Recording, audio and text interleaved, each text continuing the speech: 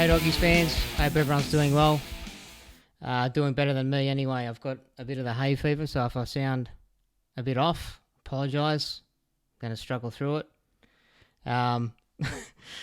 Junior rep season's heating up, so we're going to talk a bit about the rep games coming up and also last week's SG Ball and NRL games. So let's jump into it. But when the team was released an hour before kickoff, I was quite surprised that Jake Turpin was named to start at lock. He's taken over that Kurt Mann, Jamin Salmon role, playing the link man for that game, and he did a pretty good job. He hasn't played any NRL for a little while now. He's usually a big minute player as a dummy half, so it was a bit of a different change for him. But he did a good job, and he sort of swapped roles a little bit with Reid Marnie. Reid Marnie did a little bit of that link-up play as well, which worked well at times. The boys did very well to hang in that game. I thought, some of the first half, our completion rate wasn't great, but they're a lot better this year when it comes to after making errors and not letting it get to them and just being able to deal with adversity a bit more when the things are going against them. That's really changed this year. I feel that's a lot better. It's just, if they cut out a lot of those errors, then I think we'll be a lot better off in games, getting our even share of possession and putting it to better use. So that was a bit of the case in the first half, but they dug deep and they hung in there, and when they had the ball, they made pretty good meters as well. Things turned in the second half. We were a lot better completing, and the likes of Bronson Xerri out on the edge, he was so good. He left Nick Meaney for dead there when he set up the Fox for his first try, and then I think the Fox's second try, nice little catch and pass, all in the same movement. That kind of timing, it doesn't come easily when you've been out of the game for a long time. So obviously he's put a lot of work into that. And, his time in New South Wales Cup, I think has definitely helped him, and we did the right thing there. And, if he's going to play like that against that type of opposition in the Storm, then things are looking good when we play some of the teams that aren't so fancied. Signs are good there for Bronson Xerri. Kick out continued on his really good form against the Roosters last week as well, and some of his runs and his offloading ability, and also some of his defence coming in closer to the middle was really destructive. He's really getting back to his best, and having that full pre-season of training certainly starting to show. I think Critter looks a little bit, I don't know what it is, but maybe he's a bit hampered by injury. He doesn't seem to be striding out to his full potential when in space or chasing defenders.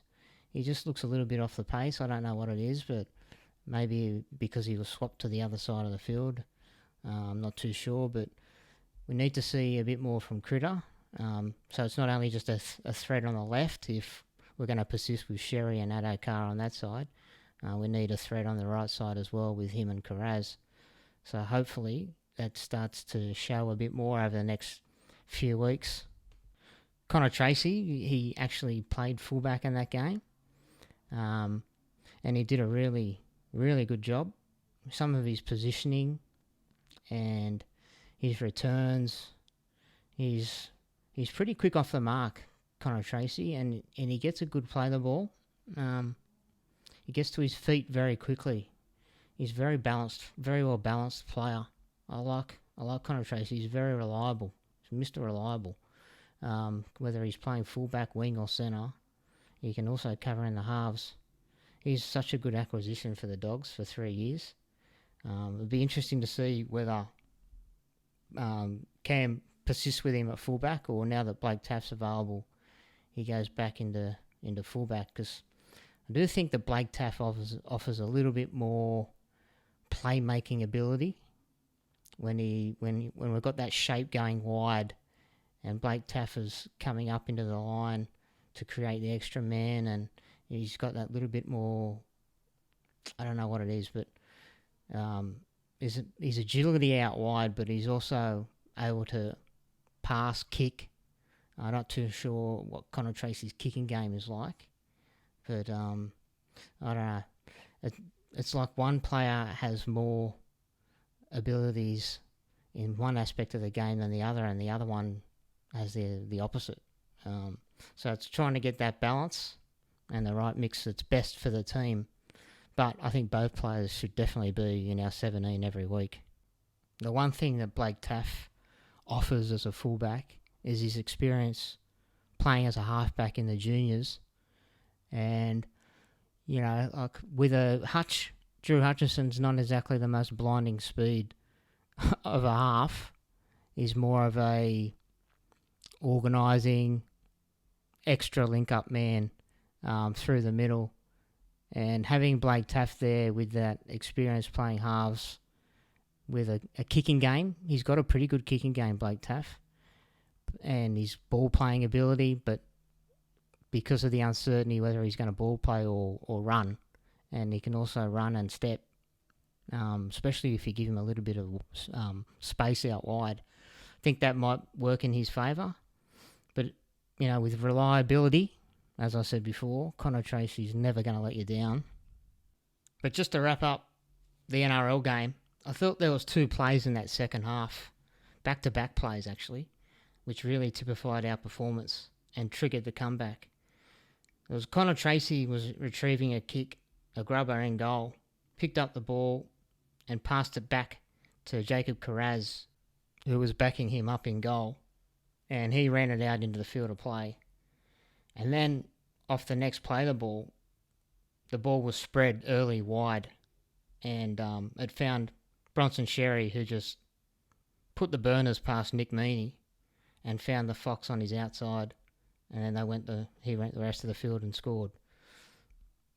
It just was, you know, something that we don't often see with Bulldogs. You know, the supporting goal, the backing each other up, and then the early spread wide where the centre backing himself to beat his opposing centre, and then finding the Fox and seeing the Fox in that space is just so good to see.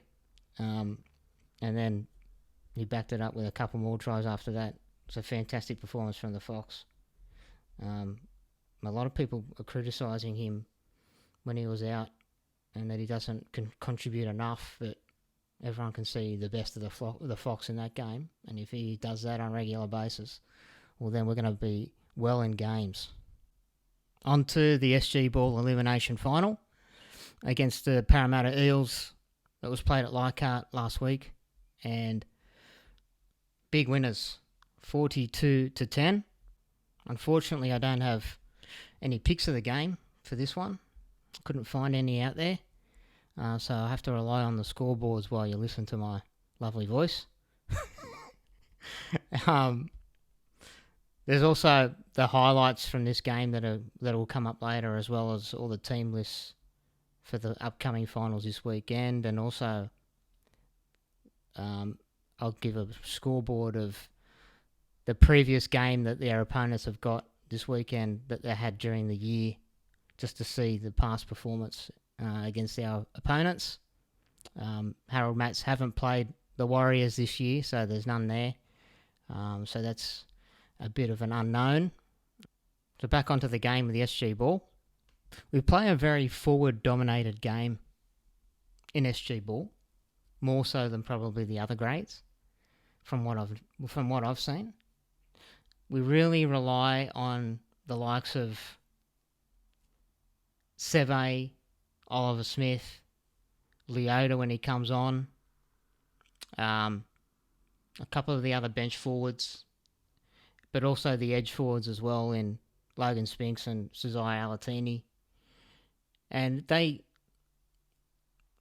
dominate so much through the middle that it allows our talented and skillful halves pairing of Mitchell Woods and Alex Conti to combine and either go wide with the ball to the edges and run off those forwards, or whether those forwards have been involved in the previous play and they just go more wide to the centres on the edges, or cut back in through the middle. They really benefit from the space that's provided from the forwards, is what I'm saying. Yeah, the forwards really lay, as the old saying goes, they really laid the platform for the backs. That's how this team plays, and it works so well. I thought our best were Seve, Alatini, Woods and Conti. I really liked Latrell Fing at fullback as well. He had a very good game. I hadn't seen too much of him before. And I also liked Tatupu in the centres, who's been the fullback. He got a couple of tries, and as did Rinakama, the winger. He had a very solid game. They all played well, all of them. So I look forward to this weekend's big game against the Roosters, who they lost to in the first round of the season. It's a big test. I'm sure they're ready to go, and they're fired up for it. So I might leave it there on the SG Ball. I do want to say all the best to Harry Edwards, who's moving to the Cowboys. Good opportunity for Harry. I thought that he should have been in our top 30 this year. He's a very reliable lock forward. Always does his job. Works hard in defence. Doesn't miss many and makes plenty. So it's a bit of a loss. When Gus went on his spending spree for the NRL, signs weren't looking good for Harry and Moran, and they both ended up on the supplement list, and now Harry's gone. I'm assuming that position that he had on the supplement list will be taken up by maybe either Harry Hayes or Jack Todd, who are both on training trials at the moment and playing well in New South Wales Cup and coming up through. So it'll be interesting to see what happens with that spot. But I wish Harry all the best, and I'm sure he's going to do a job for the Cowboys. Also, I want to say all the best to Sione Mawala, who makes a comeback in Ron Massey Cup this weekend, and Isaac Madalova Booth after his long-term injury. They're both back in that team and playing against Mounties this Sunday. I think it's Sunday. The teams will be flashing up as well for that.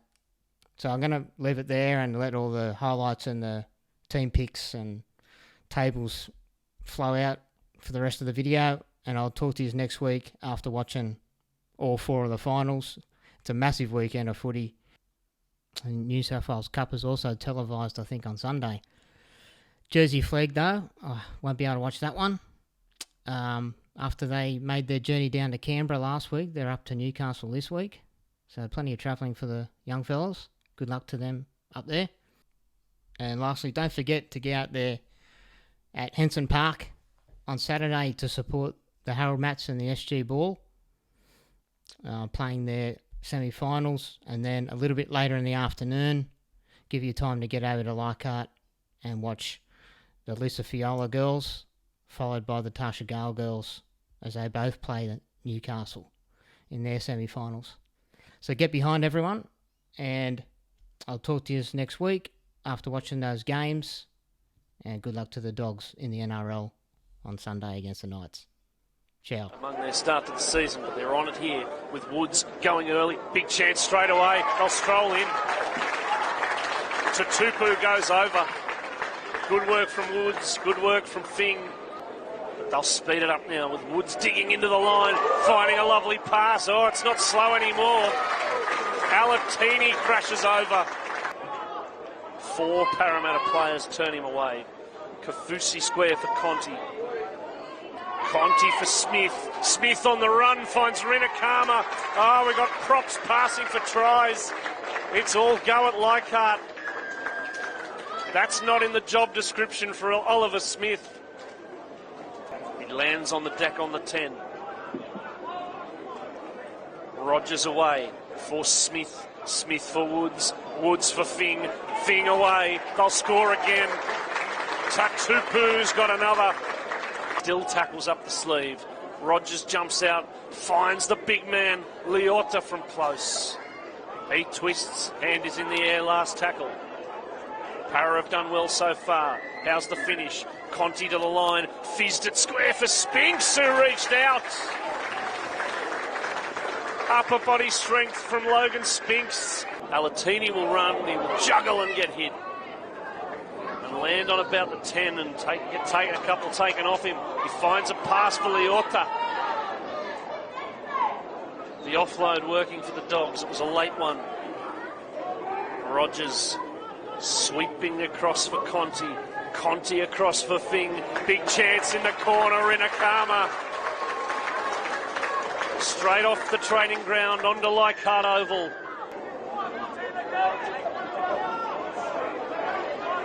And they're working up the middle again with Rogers to find Alatini. This might be try number 7. Yeah, put it in the book. Mitchell Rogers started it. He finished it. 16 is on. That's Camilleri. As here's a slice through from Alameddine. He's found a pass for Talatana. And Parramatta have their first.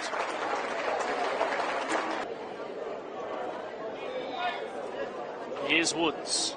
Fizzed across. Lovely pass from Woods to Tupu looking for a hat-trick. He finds a kick instead. Decision for the referee here about whether it was played at. Towards an attack here. Seve's driven back. Parramatta's still pushing. They haven't given up. Here's Smith back on the field. Dumps it out to Young. Young to the other front rower. Seve's hard to stop from close. Seve's turning and gets on the deck, I think. But he didn't. No, he did. It's going to be a try. Well, the referee balked everyone, including the commentator. But the 4 points are going in the book. He's now in the SG ball and powering them forward in the middle as they work across here to Lee, who was dragged down at the very last. They'll keep going with McCarthy. McCarthy tries for the line and gets there. It's there. It is there. And that is full time in the SG ball semi-final. Canterbury Bankstown far too good in the end.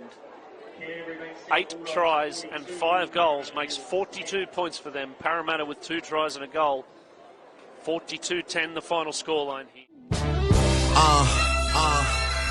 Young money. Yeah. I know way too many people here right now that I didn't know last year. Who the f*** are y'all? I swear it feels like the last few nights. We've been everywhere and back, but I just can't remember it all. What am I doing? What am I doing? Oh yeah, that's right, I'm doing me.